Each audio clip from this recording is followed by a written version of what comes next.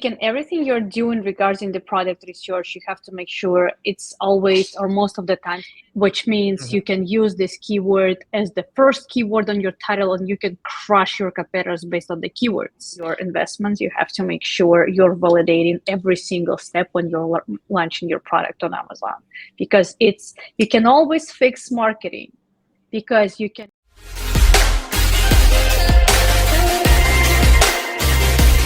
Hello, guys. Welcome. Today, I have Izabella with us, CEO and founder at Ritz Momentum. Hi, Izabella. How are you doing? I'm great. Thank you for having me at your podcast today. Yeah, great. Thanks for coming. So, actually, yesterday I was talking with Norman Farrar regarding Oh, product development, product sourcing, and product research. And I okay, thought, gotcha. who can be better than answering these questions about product research? So I have plenty of questions regarding product research, how to identify good product, steps to identify good product, and then validating, because I know that you are putting a lot of videos on this particular topic. So let's Thank discuss on you. this. That's very interesting So, because I was talking to Norm yesterday too. So we had okay. I was on his podcast yesterday. It's like I'm jumping from one podcast to another. Wow, that's good. That's good. Okay. So, what changes have you observed in terms of Amazon over years in terms of product research and launch? So generally speaking, everything you're doing regarding the product research, you have to make sure it's always or most of the times it's a reverse engineering, which means you are developing the product based on the consumer's demand and not based on the keyword research only. Like a lot of people, they're watching YouTube videos and they're following the basic rules like weight, demand, what else, amount of reviews, price, the margin that you can get, like if you're buying on Alibaba for 3 cents and then you can resell it on Amazon for $33 or something like that.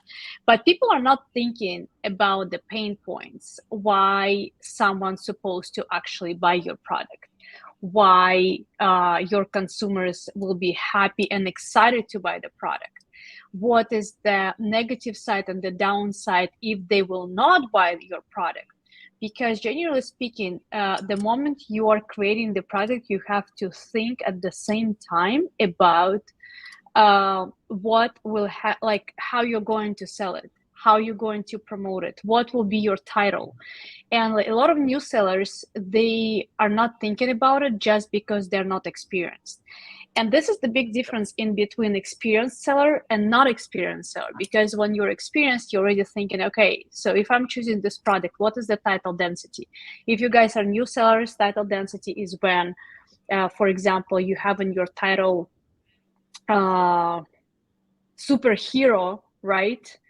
And when you're looking how many competitors are being ranked and using on their title superhero, you can find like it might be like 1,500 competitors trying to rank based on based on this specific keyword, but this keyword is not on their title, which means you can use this keyword as the first keyword on your title and you can crush your competitors based on the keywords. Or it will be opposite. You want to sell something superhero related and you do not, and you want to rank this keyword and everybody has this keyword, which means you are going to compete with everybody else. And you have to find the alternatives. Can you call this a product like something else? And for example, when you are using data dive, which like, Sammy, do you use data dive? Yeah, actually, I'm a huge follower of Brandon Young. Okay, so I'm a fan of the keywords and I am a fan of the Brandon Young as well. So, and everything he is doing. And I'm like, okay, so I was just like, before we started, I was diving into a couple products because I'm preparing my presentation for Helium 10 Elite that is happening next week. And I'm like, okay, so when we're diving into the keywords, some of the keywords I just found like the high volume keyword and title density is 0, which means if I will go and I will launch this product, I will be able to crush my competitors based on the keywords just because they are not ranked, just because they're using so many different type of the keywords that they're not even thinking about. Or if you're trying to sell, like Brandon Young was presenting actually this Saturday on Q4 party in Miami, he was showing like, okay, look, you can find the product like garlic press, like tons of new sellers trying to sell it, but you're never thinking that garlic press might be also garlic smasher or like garlic Yep. something, and all these keywords are never being found by the new sellers. Do you still want to sell this product? Probably not. However, do you have the opportunity with different type of the keywords? Yes. So the moment you're looking for the product, you have to make sure you're looking at the proportion in between. How many potential keywords do you have to rank this product? What is your title density? And what bullet points and pain points you'll be able to cover for your potential consumers and the buyers who are going to buy your product in the future. Because if you cannot be better than your competitors that already exist on the market, then genuinely speaking, you cannot compete at all. You have zero competitive skills. Yeah, I mean, 100% agree on that. Now let's we understood this about the keywords and how you look at data. We obviously have seen few of your videos where you talk a lot about data and finding the products. Let's take it a little bit on a faster side. I mean, what should be the first step on finding the product idea? So when you're looking for the idea, as I was also explaining on Norm yesterday for his listeners as Okay. well, it's like, I have flashback. I was talking about it yesterday and today, but it's better you watch the same type of the videos, especially from the same expert, is better because it's easier to perceive the information Yeah. second time and the third time. So when you start, it's easier for the experts who already been selling on Mhm. Amazon for a while. But if you're super new, just start somewhere. You can start from like looking for the products that are around you, like what products you're surrounded. But it doesn't mean you are going to sell those specific products. It means you are going to dive into the niche and you will start exploring the keywords. So step one, for example, I want to sell this postcard, right? This card Mhm. that I'm going to give it someone, like my kids give it to me when I had like the bad day. And I can dive into this product and I can take a look what this seller is also selling on Amazon, how Mhm. his sales are look like for his other products. I might find something very interesting. And when for example, I found another product that this seller is selling, maybe it's a pen, and I'm diving into the Cerebro, and I'm checking what keywords this seller is using for this product. And sometimes you can find some keywords that are absolutely like they will never pop up in your head, and it will be absolutely Yeah. hidden niche. And if like Amazon can rank and can assign to you some keywords that you will never put into your listing just because you don't know all consumers' behavior in the market. So what does it mean? For example, Semi is going on Amazon to buy the book, and he's looking the book, searching for the book by Tony Robbins. The moment he bought the book for Tony Robbins, he also saw the screwdriver, and he's like, "Oh, damn! I actually have to build the bookshelf in my new office." And he's buying this screwdriver, and this screwdriver will be indexed by Tony Robbins books as well.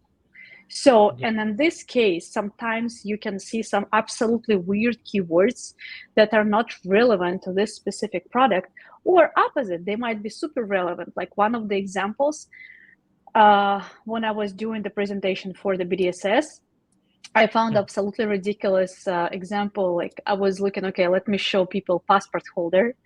Of course, nobody's going to launch this product because a lot of Yeah. different it's the product that you don't have to launch on Amazon. And I'm like, okay, for Okay. experienced sellers, I'm going to show this because we probably will have some very interesting insights. And when I dove into this niche, I'm like, okay, the passport holder, of course, we have a lot of competitors, blah blah blah. But then I found 25,000 searches for the passport holder with Wow. the COVID vaccine card. And Okay. this niche has such a low purchase rate because nobody been selling this product on Amazon. It's been just four sellers in July. So nobody else were selling this product. Of course, demand is creating the offers, and I'm sure if we will start looking for this product again, we will find a lot of competitors from China and from China and again from China. So we don't want to compete with them. However, is it the niche? Yes. And sometimes this is how you can find the pretty big demand inside of some like big niches. And this demand will be related to some specific product that people are looking for. However, if you found something similar to what I just explained, you have to make sure it's not just the trending part, because if it's just a trend, means in a year or year and a half, nobody will be looking for the travel passport cover with the vaccine card, or the percentage of the people will be super low because we are generally speaking past COVID and we do not have any extra situations happening right now, unless something else will happen. Then we will need another holder for something else. So I hope it does make sense. Yeah.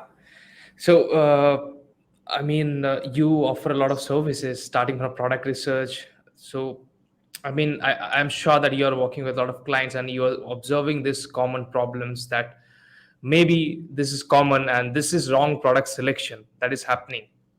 So, what common reasons do you think is responsible for wrong product selection? So generally speaking, the majority of them, when people if you found the product within first hour and you think it's a genius product, make sure that at least a couple thousands of people are searching for the product at the same very moment. And if you're looking for from perspective of the black box or Mhm. similar to this tool, and you found something very, very nice and sweet based on your opinion, high likely a lot of people found this product as well at the same time, especially if it happened after someone was launching the tutorial and showing you how to put filters and what product you're supposed to find and how it works.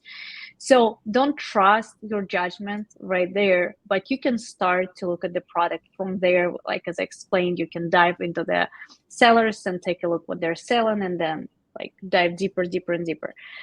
So this is the wrong product to go about it. How likely will be.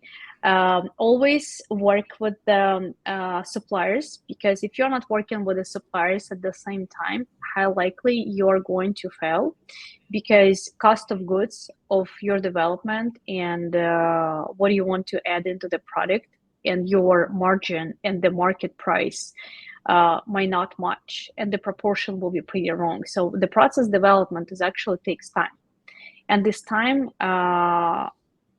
people don't want to take sometimes just because it's complicated, and for a lot of people is more we learn, is more we understand that we don't know anything. And if we understand we don't know anything, we're losing our confidence. However, Yeah. it's easier to fight this obstacle and find yourself like, okay, I want to do it. I want to learn how to build the product and how to develop the product. And then you will save your investments in the future, because the moment you develop the product, this product will reduce your risk during the product launch. So the wrong way to go about it is the fast launch, because you don't have any expertise, is to find the product that you found within a couple of hours because you think it's a genius. So you have to validate this product with the data via data dive, with the data via helium 10, with the data via, for example, seller tools. Excuse me.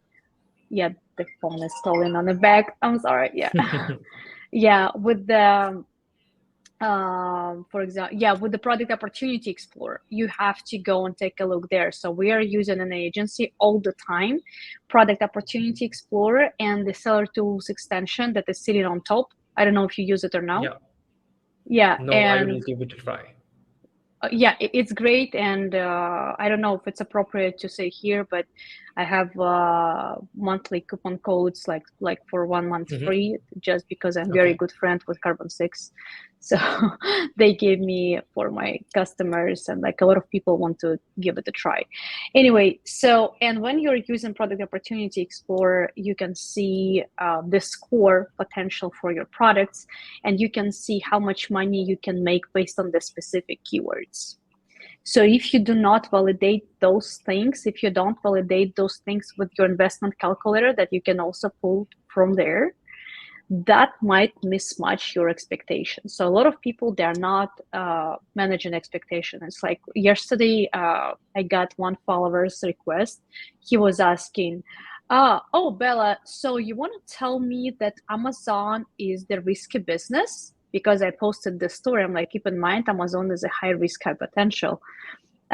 So it's always risk. If you're ready to invest your money, you have to expect that Yeah. you can lose everything. I'm like, yes. He said, what are you talking about? Amazon is just the marketplace. I'm like, well, good for you if you think this way, but you have to be ready to risk. And if you're risking your investments, you have to make sure you're validating every single step when you're launching your product on Amazon, because you can always fix marketing, because you can change the listing, you can improve your conversion, you can optimize your PPC, you can increase your external traffic, you can work with influencers, and worst case scenario, you can change the package, but you cannot fix the product. If the product is BS, you will never fix the product. You will have to liquidate it, and all your efforts, it will be just, and your investments will just go to trash. Well, it will still be learning experience. Why not? Yeah, makes sense completely.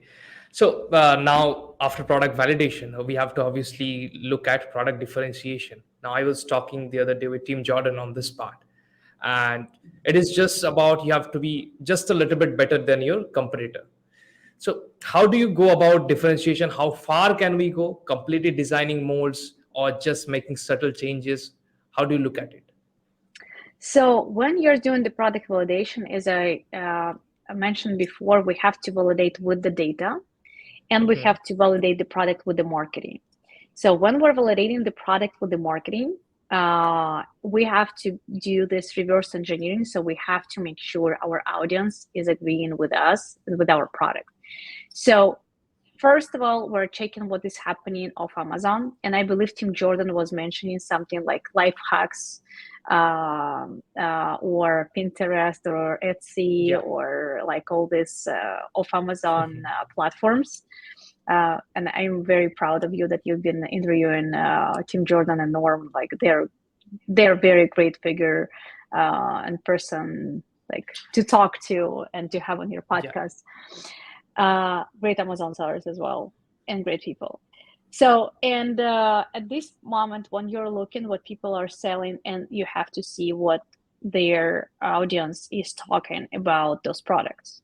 Don't forget to talk to bloggers, to their followers, what they are talking about your product. We decided that we will create the focus group of the influencers based on the each individual niche. For example, like car lovers, or Yeah. mothers or fathers, or like different type of audiences, and we will ask them as influencers, not just like regular people, not just the buyers, what do they think will be good for their followers.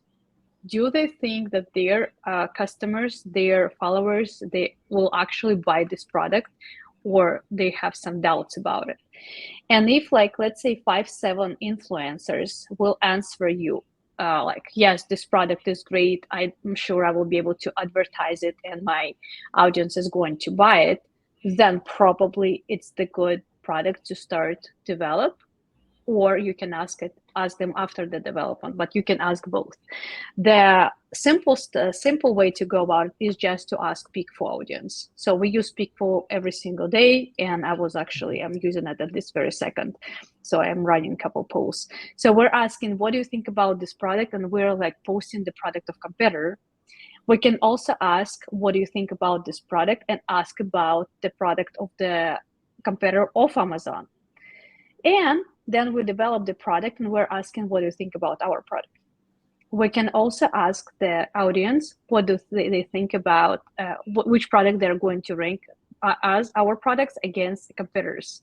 We're usually creating the polls in between two, sometimes three different competitors, and then we're making sure like, okay, our product won or we lost, and which one of the competitors got stronger rate. And if they got it, we're seeing like what are the comments from the audience, and then we're considering if we want to change some things inside of the product or we don't. So this is how we usually going about the validation and the product design there. Yeah, I mean that completely makes sense. Yeah. So I know that you are also providing designs and all, product images, then enhanced brand content. Now let Yeah. me ask you this biased question: which module in A plus content you like the most? In A plus content, I think one of the most valuable ones is the comparison chart. Of course, you can do like a lot of different pictures and videos. Videos works perfectly if the video created well. However, if you include the comparison chart in between your products, it's always increasing your conversion. Recently, like we had a customer, he's selling supplements, and the supplements are they have differentiation just based on the taste. All other ingredients are the same, and he said, why I supposed to add these ingredients into the why I supposed to use the comparison chart, because the product is the same. Like, for you as a seller, it's the same, but for people who are choosing, for your potential buyers, when they see this chart, they can compare. And when they're comparing, they're making final decision in between your two products or three products or four products, but they're not trying to find it somewhere else, especially given that right now people don't have much time and people are making more and more and more impulse purchases just because they want to save their time. Make sense? So Yeah. on this comparison chart, I think is like one of my favorite ones. I'm always pushing it to my customers. Like, we have to do that one. Yeah, I think 90% of the for people that I have bought in the podcast told the same thing. Really? So yeah, I mean, I was talking with, I think, Stephen Pope on this as well, and he's kind of more into SEO and optimization. So Okay. it was his best as well, and along with all the other experts that I've interviewed, it was the same. So, Isabella, since we are coming to an end, so let's talk a little bit about Ritz Momentum. So, what are the Okay. services you are providing? What is inside it? So we do, generally speaking, marketing, and we call ourselves like one-stop shop for Amazon sellers, which is truth and not. However, because like we don't do compliance, right? We don't like to do shipping. What our like main strength is product development, product validation. We also announced just 2 days ago that we're funding our services. So now, if the person is living in the United States, you can come to us, and you can just you can just really get funds as long as you have at least okay credit score. Your credit score might be 600 or 620, Mhm. and you can apply for the funding and you'll be able to launch your business on Amazon. So it's like one of the best services we can really help people to launch and start and grow. And this services included EBC, SEO copywriting, selling copywriting, product testing, product design, product development, product validation. So we do all this in the house, and I have a whole team of people who are working for me all the time, like the full time. And like we have 52 people, 52 experts who are working for our customers and maybe for your potential customers as well. Wow, that is great. That is great. I mean, I will attach the links below, and people can go Thank check you. out that. So, one last thing, one tip that you want to share to our audience that is going to help them to tackle this sales season. When you prepare your lunch, you have to make sure, of course, you use the tips I've been providing and other people providing it too, and prepare the list of the bloggers and influencers that will be happy to advertise your product couple days prior your launch. So prepare your launch, because Amazon will reduce your PPC cost as long as Amazon sees external traffic. If you're using PPC only, you're going to invest a lot, and these investments are generally speaking unlimited. But if you're going to use external traffic and influencers, then Amazon will treat you pretty well, especially if your conversion rate for your listing is pretty high. Yeah, makes sense. Thank you so much, Isabella, for sharing such valuable knowledge with us Of today. course. Thank Yeah, thank you for having we me will. here. Yeah, thank you so much for coming. So we'll try to bring you again after the sales to so that you can put more light in product research. Hopefully, we'll have some more strategies and we can discuss more on it. Of course, anytime. Okay, Thank you. Isabella, thank you so much. Yeah. Yeah, thank you. Okay. Bye bye. Bye.